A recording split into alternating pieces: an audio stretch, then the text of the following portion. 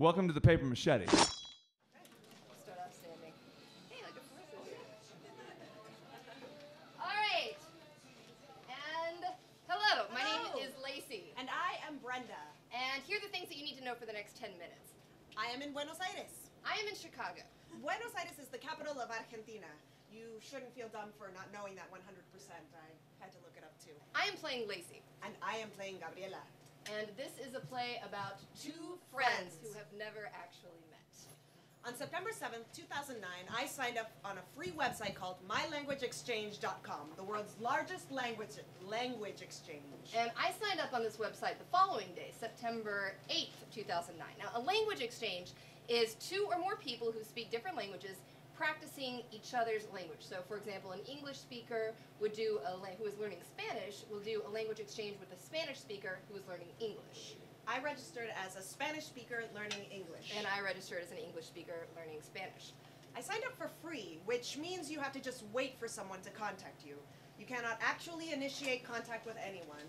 Most people have this kind of account. So, yeah, right? So imagine that we all came here to this bar to buy someone a drink and hang out. And we all really want to buy each other drinks and hang out, but no one is allowed to say the first word.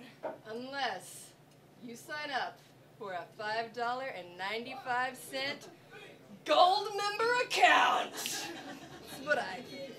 And suddenly, that person can go up to anyone in the bar and say the first word and start the conversation. Hi there.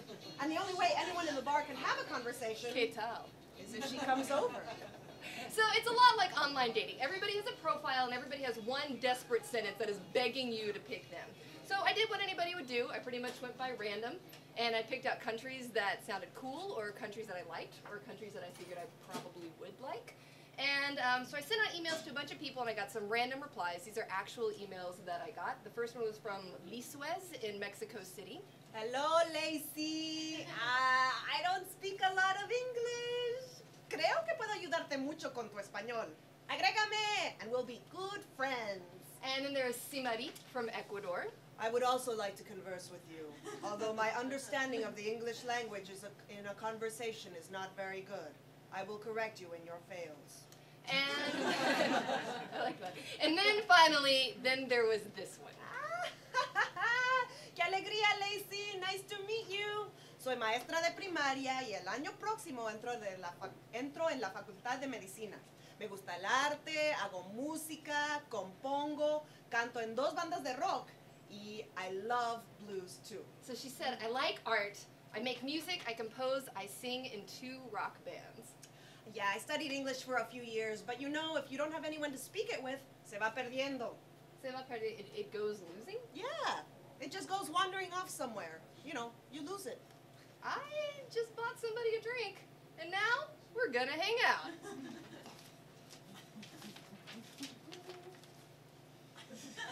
Great. Transition. The music isn't covering Backwards it. computer. Okay. Okay. So, I have 2 sons and 1 daughter. My sons are 20 and 21 and both play with me in an Alanis Morissette cover band here in Buenos Aires. Okay, all personal feelings for Alanis Morissette aside, that's kind of awesome! If you want, you can go to our website Oh, yeah, I want. and hear some of the songs. Okay, so if I played a musical instrument decently, I don't think that I would really have the courage to play out in a band. And if I did play out in a band, I sure as hell would not have the confidence to be the lead singer. And even if I did have all of those things going, I sure as hell would not tackle singing in another fucking language in front of a whole bunch of people. I live in Chicago. You have to imagine what this was like for me. All the years I was listening to Chicago blues, all the information I've read and seen about blues festivals in Chicago. I felt like I've known this city for years. You know, it's incredible how these things happen. And finally, I get an email from Lacy, from Chicago. I'm an actor, and I do TV, and I do film, and I do a lot of commercials to make money, and I do a lot of theater that makes no money. And I'm currently writing a 20-minute toy theater adaptation of Beowulf using puppets and live music and over 80 Barbies. That is so completely cool! Do you have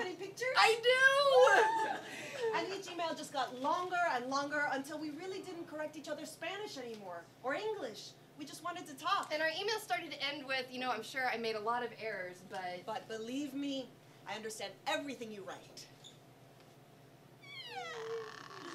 Okay, so wait, so you are an elementary school teacher now, and you're 44 years old, but the next year you're saying screw all that, and you're starting from scratch and you're going to medical school to become a doctor?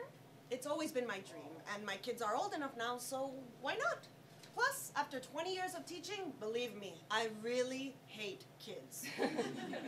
So, you are actually a woman. Yes. Yes, I am. Because you said you were an actor, and there is a word in English, actress. Yes. I mean, I know this word exists. Yeah. Well, so, okay, so enter dissertation on feminism, the performing arts here. Okay. So that happens.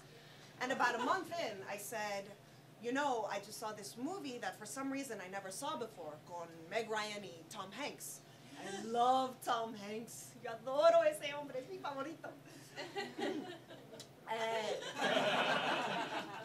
Tienes un email. Oh, you've got mail. That's how exciting it is to get your emails. I mean, I know the situation is different, but, you know. Oh, sorry, this is my life. It's so exciting. But it's not the same as getting an email from a friend here in the United States. No es lo mismo para mí recibir un email de una amiga de Argentina que de mi amiga Lacy de USA. As it is to get an email from Gabriela in Argentina. I have a question though. What is the word you always write at the bottom of your letters? Sok, sok, sok.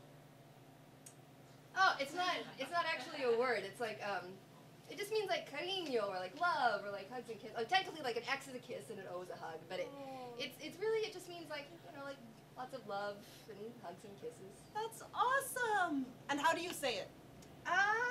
You don't actually say it. It only really exists in writing a letter, specifically probably just between girls.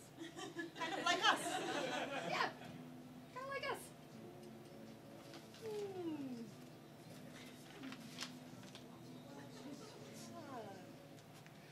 And then suddenly, after a month of 3-page emails every other day, there would be nothing. Which had happened before. Because sometimes we were just busy. And I would say, sorry for the delay. Perdón la demora, you know, I have a lot of work, or I'm just really busy, and usually it was my fault. And I would say, okay, I just wanted to make sure you were okay. I was worried when I didn't hear from you. Yeah, and I was like, oh, she's a mom. But then one day there was no response from Argentina. For a week. And I sent an email to say like, hey, are you okay? And then it was another week. What do you do if one of your friends disappears? They stop showing up for work, they don't come to rehearsal, don't answer calls, for weeks at a time. But you can generally go by their house. You can call their boyfriend or girlfriend. You can do something. Unless they're on another continent entirely. And as much as I wanted to say, like, I'm sure she's okay. I'm sure she's not lying in a ditch somewhere. Like, I'm sure she's not dead, you know. But the thing is, no one would ever tell me if she were.